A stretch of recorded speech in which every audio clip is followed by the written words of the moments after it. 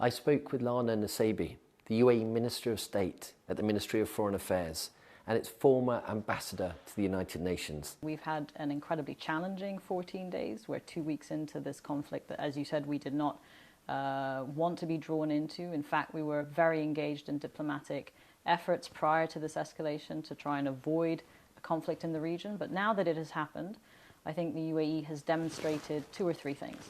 First of all, that it prioritizes the protection, the security, and the well-being of its resident and Emirati population. Second, you've seen that our economy is very resilient. So people are back at work.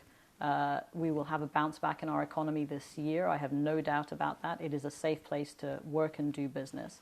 And thirdly, you see that everyone has rallied around the model that is being attacked in the UAE and the Gulf as islands of stability and prosperity. No one is signed up to the model that Iran is propagating with its illegal and unlawful attacks on all the Gulf region, which have been egregious. I think the priority right now is defending the country against these attacks and ensuring it doesn't disrupt normal life. But of course, we have been preparing for various scenarios in a very turbulent region for decades. So these are not new plans.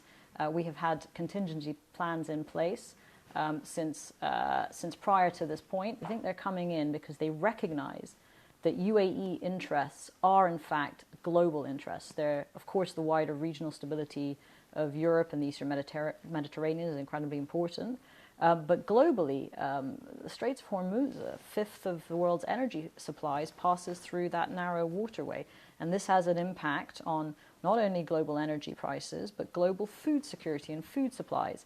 The UN has estimated that there's been an 18% increase in their ability to give aid to those most in need in terms of food insecurity, for example, as a result of this. So Iran must not be allowed to hold the global economy hostage by its rogue state behavior. I think fundamentally the red lines are the security, the prosperity, the well-being of our Emirati community and our expatriate community here. We consider all of them part of this country and they deserve our protection. So that is our red line. Don't touch this model. On the final day of the Global Baku Forum, a panel on how to reset the international system. And many here are saying it's about time, like 2 former leaders of what used to be the Balkan tinderbox criticizing the U.S.-Israeli war against Iran. The former president of Serbia slamming what he calls the wild side of history. Iranian war is triggering a new crisis after Ukraine, involving second big power in the war. Right now, they can criticize each other, Russia, United States, Russia, because of dismantling international law, but can make big problems and a crisis in all regional countries. Even Azerbaijan can be affected very much. A democratic opposition leader against the Milosevic regime, Tadic, criticizes the U.S.-led bombings of Serbia during the Kosovo War and other actions today. When big powers are trying to conquer part of other sovereign countries or intervening like this, capturing presidents of other countries or killing presidents of other countries that are member states of United Nations. This is a disaster situation. So what's the solution? Tadic says no way out without a UN-led reset.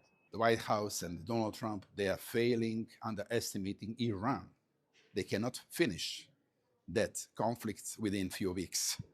This is not possible, and this is not likelihood solution of the current conflict. I think that we need interlocutors right now. We are bringing to the wild side of the history, and we have to come back to the international law, and this is only solution we can have. We have to enhance authority of United Nations, multilateral institutions. And the former president of Croatia, who led his country to EU membership in 2013, fears a downward global spiral without a diplomatic solution. Things like oil, as energy, like food. There are many people who are escaping, who are trying to escape from the war. It causes another problem. And it's a very, very huge humanitarian problem as well. That's why he even fears a third world war. This type of wars tend to generate new wars, especially when superpowers are interested in development, like Russia, like China, and the others. So I'm really afraid that the possible scenario is also the World War. That's all for now as the Global Baku Forum wraps up with a war on its doorstep. Chris Burns, Euronews, Baku, Azerbaijan.